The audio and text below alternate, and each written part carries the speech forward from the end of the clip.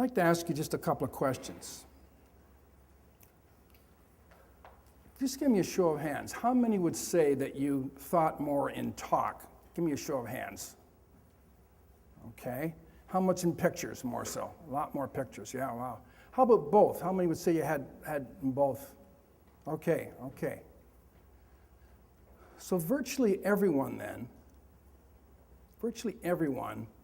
experienced some part of them that could watch their thoughts. The witness. That witness, that noticer, watched thoughts come and go.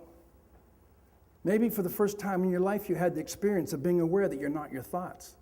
Because you don't know you're having a thought, it has you, it is you, 50,000 times yesterday. But when the noticer is activated through learning BFit mindfulness, you start to go through your life knowing that you're having certain body sensations, knowing that you're having certain feelings, and indeed knowing that you're having image and talk thoughts. And what tends to happen is this: as you practice and develop your skill, the more time you spend in the witness, the less gripping power and driving power those thoughts have. Those thoughts that you didn't want to share with anybody that you had yesterday, you start to get even a higher quality of thought. But a lot of what comes to us is not our A game. And for us to know, moment by moment, that we are having thoughts and body sensations that are driving us to be not our A game, not our optimal best self, in the middle of a support process, in the middle of your personal relationships, this is one of life's better deals. You can bring this noticer alive, and that's significant. Now, number two, what happened to your thoughts when you watched them? Maybe you noticed that they went poof. You notice that? Many of you noticed that? Yeah, I watched it, particularly the talk. They just, within seconds. And for most of you that had images, if you were just watching it, and not getting pulled into the content, but just watching it, if you do 5 hours practice at this, they will start to break up within 5 to 10 seconds. Thoughts that maybe could have lasted like minutes and minutes and minutes, if not half an hour, around ruminating, around worrying, around whatever. You just watch them, and they break up.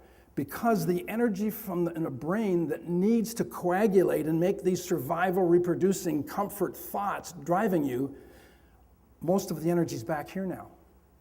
It doesn't have access to drive and grip you the same way. So the more time you spend paying attention, you're aware that you're listening to me, when we're doing that, we are robbing this survival system of the energy that it's used for hundreds of thousands of years to keep us alive. We don't need it as much now. And besides, when we're the witness, we are in much better state to be able to problem solve and to know what needs to happen in this situation. Like I said, emotional hijacks, IQ drops to single digits. From here, you can be in the middle of crisis and still stay calm. And that's where we need to be, and the location that we're in, right, to help people.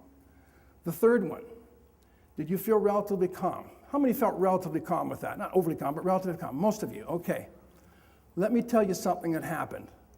If you can report that you had relative calm, here's what happened.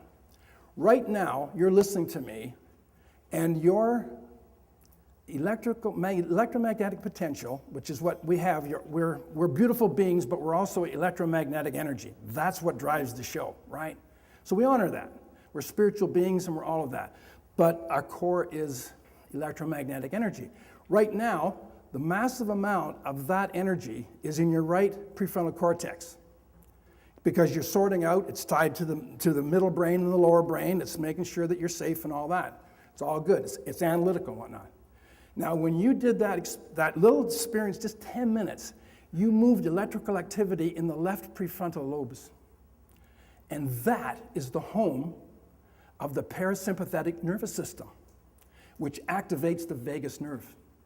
And the vagus nerve is that part of your being that when you are feeling cooperative, when you're feeling loving, when women are nursing kids, when we're doing all of the things that we would say, yeah, this is what love is about, this is what caring is about, your vagus nerve is highly activated.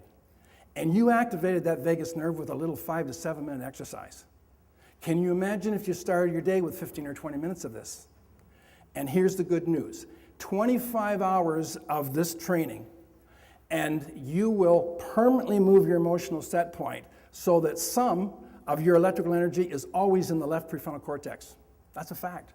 Richie Davidson, University of Wisconsin, was the first guy to discover it about 8 or 9 years ago, but it's been replicated all over. So just what you did there, the fact that you can report calm means that you actually brought that sense of wellness to yourself. And then, of course, the other dozens of things about mindfulness. The heart slowed down. The immunization system speeded up. DHEA was produced, which is your immune system. It just goes on and on with all of those physical kind of benefits. But leave all them aside, just your emotional well-being. And now you're ready to really bring your A game to very, very demanding support situations, right? But the good news is that you start to do this, and it's not just you develop the skill to do it, the capability, you develop the capacity. So you do this enough, 25 hours, and you literally move your emotional set point where it starts to stay more here. Yeah, a little back and forth, but mostly now it wants to rest here. That is a big deal, okay? Finally, what starts to happen is this. Your feelings that traditionally would pull you in, I am mad, I am fearful, I'm angry, they change dramatically. Let me tell you a little bit of a personal piece here. When I was a kid, I had a very serious speech impediment. I went through physical abuse as a kid in elementary school really bad, my school and whatnot. It was horrifying. I developed asthma. I developed a speech impediment. Until I was 25, this is how I spoke. That's how I spoke till I was 25 years of age, right? Now, I've spoken to thousands of people at once. I mean, I've been doing this for many years, right? When I drove in that parking lot today, I was not feeling as comfortable as I did when I was laying in bed this morning. What I noticed when I'm pulling in, coming off floor and pulling in here, my chest is a little bit tighter. When I get nervous, my left arm goes a little bit weak on me. That's my dominant arm. But as I drove in, and as soon as that happened, I'm on it, and now I'm looking at body sensations. And instead of me saying, I am nervous, I say, there is nervousness. There is a body that's still that little boy that will likely die an hour after I do. But that doesn't own me anymore because I bring consciousness to this moment. I can see what's happening in the body and I know how to release. And that's why I can come up here and have fun with you guys.